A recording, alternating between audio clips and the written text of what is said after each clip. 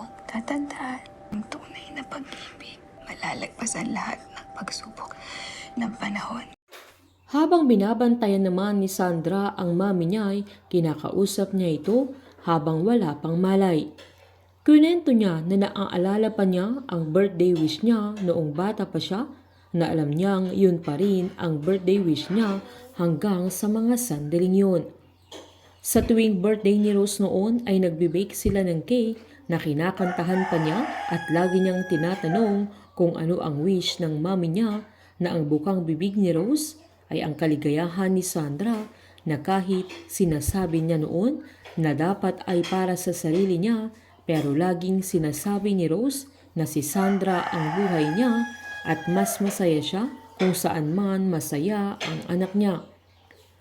Nakiusap si Sandra sa mami niya na huwag siyang sumuko, sabay hinalikan niya sa noo at sinabi niya mahal na mahal niya ito.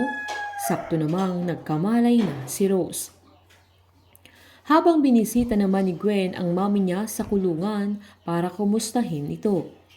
Umiiyak si Gwen at sinabing maayos pa nila ang bagay na yun, na hindi niya i-give up, na kahit ang pakiramdam ni Christina ay tinalikuran na siya ng buong mundo, ay hindi niya susukuan ang mami niya, na nakiusap pa siyang huwag niya ding sukuan ang sarili niya, na may pag-asa pang naghihintay para sa kanya, na naniniwala siya sa second chances, na kailangan ding maniwala ni Christina.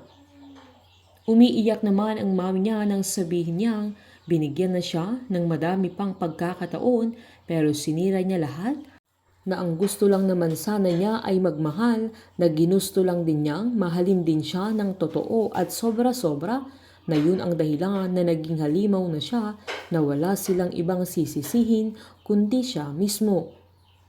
Giniit pa niya sa anak niya na tignan siya nito, na hindi ganoon ang itsura ng nagmamahal, dahil ang pag-ibig ay nagbibigay ng saya, pagiging mabuting tao, na naniniwala siyang alam na yun ni Gwen, na sana'y huwag maging katulad niya ang magiging buhay ng kanyang anak.